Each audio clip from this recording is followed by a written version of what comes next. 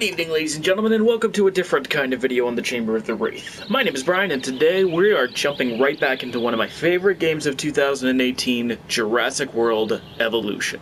Now, the thing to keep in mind is that I decided to try something different with this park. The largest animals in the park are in the aviary and right in this enclosure up ahead. Everything else is relatively small, but that doesn't mean that we haven't had a lot of fun making these creatures at home. As you can see, we have 133 different dinosaurs on the island, ranging from 16 different species. So, I figure we should get a start with the first non-dinosaur creatures, or the only ones really, the pteranodons. These pterosaurs fly around. There's 6 of them, each with their own unique patterns, kicking around somewhere.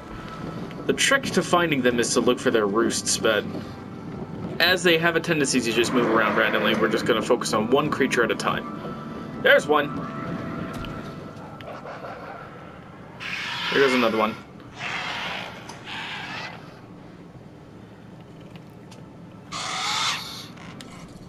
Now, fun fact, Pteranodon means toothless wing, but the Jurassic World variants of Pteranodon actually have teeth, so funny things there. Our first true dinosaur is also the oldest, Herrerasaurus. These late Triassic predators are as tall as a man, and are the only Triassic dinosaurs in Jurassic World Evolution. As you may have also seen, outside of the Pteranodons, all 125 plus dinosaurs have been named. So keep an eye out for those names to see how cute they are. Also, fun fact, I'm running with the whole all the dinosaurs in Jurassic World are female sort of things, so I try to go for feminine or gender neutral names. So, fun times. But it's not just predators that we have here. Oh no. The herbivores get as much love. This is Dracorex, one of 3 species of pachycephalosaurs that are in Jurassic World. However, one thing to keep in mind is that recent science seems to say that this and another species may be juvenile morphs of Pachycephalosaurus, meaning that I'm just looking at babies right now. But whatever is the case, they're very cool looking dinosaurs indeed, and they share an enclosure with the ostrich mimic, Struthiomimus. These are some of the fastest and easiest to care for dinosaurs in Jurassic World, and they are definitely light on their feet, at least when it comes to running around. They also like to live in groups, and if you're wondering about the color variants, each of the dinosaurs in Jurassic World have had their genes tweaked in order to enhance survivability and to give them a little extra pizzazz so it's easier to tell them apart. So Selma, with her yellow colors and purple head, is easier to tell from Sandra's pale head and light brown hues. Speaking of Pachycephalosaurs, here is the other juvenile morph, Stygimoloch. The name means the devil of the river Styx, and while they're plant eaters, those domed, spiked heads definitely give the impression of a little demon, don't they? Especially since with a head like that, they could crack ribs of any dinosaurs that try and get in their way. And as adults, or as the largest species of Pachycephalosaur, depending on who you ask, Pachycephalosaurus itself is probably the second largest dinosaur on the island at 5 meters long, and slightly shorter than the average man, but still quite a hefty creature. Some of these Pachy's like to stay hidden in the forest, so do forgive me for not being able to show them all off. Moving further down the island, we have the smallest dinosaur. So small you can barely see them. But among the most sociable, there are 25 Compsognathus running around in this park. But we're going to follow Kazik as she darts around, while moving around to try and catch the patterns of the others. These little guys love to run. Very squeaky, and they do not, and, well, being so small, they are a challenge for our medical teams to take care of. But, in any case, they're good girls. They're all very good girls. Especially you, Cammy. You're top tier in Street Fighter. Moving on! But, next we have a Tyrannosauroid Proceratosaurus is one of the oldest relatives of T-Rex, and while much smaller than Tyrannosaurus, some of the early characteristics are there, including a slightly larger head in proportion to body size of a similarly sized Jurassic predator, and slightly thicker teeth. Also like Compsognathus, Proceratosaurus is found in Europe, although Proceratosaurus was found in England, whereas Compsognathus was found in Germany and France. That reminds me, just a quick catch-up. Herrerasaurus was found in Argentina, Pteranodon has been found all over the eastern United States, and Struthiomimus, alongside the Pachycephalosaurs shown here, have been found in western Canada and in central North America. United States, that is.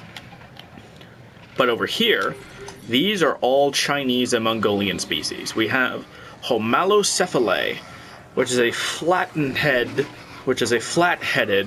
pachycephalosaur from China and the Gobi Desert in Mongolia.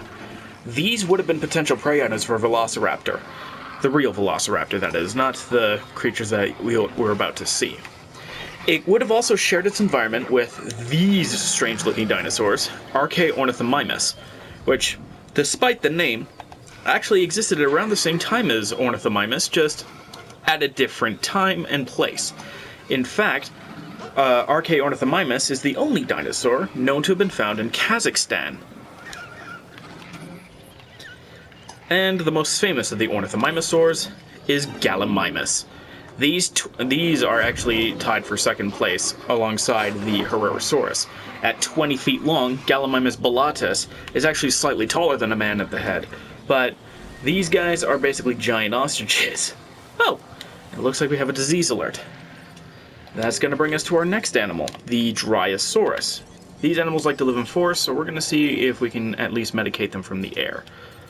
This is one of the coolest new features that they added in Jurassic World Evolution. You can medicate from the air instead of just on the ground. But moving right along. These Dryosaurs are very strange dinosaurs. They're not quite Hypsilophodontids, but they're not quite Iguanodontids either. They're kind of an in-between genera. They live in what would be the Morrison Formation in Montana, Utah, and Wyoming during the late Jurassic, and would have been prey items for everything from Ceratosaurus to Allosaurus. They're fast runners that like to live in the forest. And, as you can see, are herd animals. Easily spooked by the helicopter. Better to medicate from the air than to have a jeep inside of here and potentially tossed around by a dozen plus Dryosaurs. They'll calm down eventually. Moving on to the eastern United States during the early Cretaceous period. There's one of the O states. Okanagan is not it. I want to say Oregon. I'm going to go with Oregon. In Oregon, Deinonychus was one of the top mid-level predators of the environment. It was about 3 meters long and about 4 feet tall. And the ones in Jurassic World have these rooster-like combs. I can't recall if those were added on purpose or not, but suffice it to say, they make them stand out from the other raptor dinosaur that we have on the island here. They're fairly sociable creatures, and each of them have different colors because, again, of their genetic modifications and such. This is a very important dinosaur to science, as it was the first dinosaur that really discovered to revive the idea that dinosaurs were active, highly energetic animals instead of just big, dumb lizards. Now we move on to the high security zone. This is where we really get to see the most dangerous animals on the island. Velociraptor. I have reconstructed the raptor squad here. This is the alpha, blue. And then we have Charlie. Delta is hiding in the woods. And Echo is out in front. But we've added 2 new members to the raptor squad. This is Epsilon. She's modeled off of the female velociraptors in Jurassic Park 3. And Gamma, who is modeled off of the male velociraptors. However, he is basically neutered. He cannot mate. We made sure of that. This actually makes Gamma the only male animal on the island. But in order to get this pattern, we had to let him become male.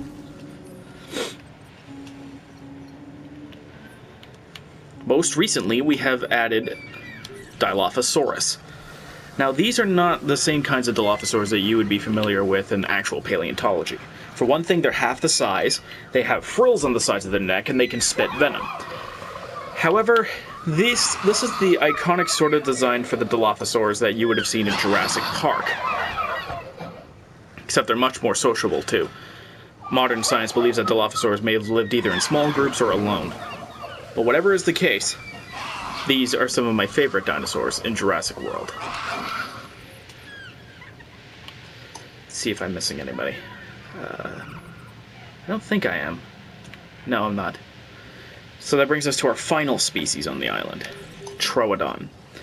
These are kind of modeled off of the Alaskan Troodons, in that they're a little bit bigger than the Troodons that you would find more further south in North America.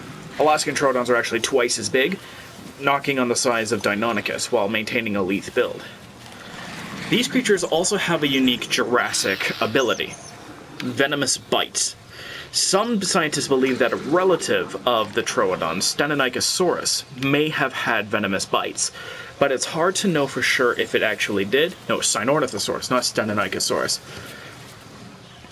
It was believed that, as I was saying, Sinornithosaurus could have been venomous like snakes or Gila monsters, but it's hard to know for sure. But one thing is certain, the Troodons in Jurassic World definitely are, and they use that venom to bring down large, powerful prey items. These are all of the species on this sanctuary island in Jurassic World Evolution. Which one was your favorite species? Let me know in the comments down below. Don't forget to be awesome, and I'll see you guys on the other side.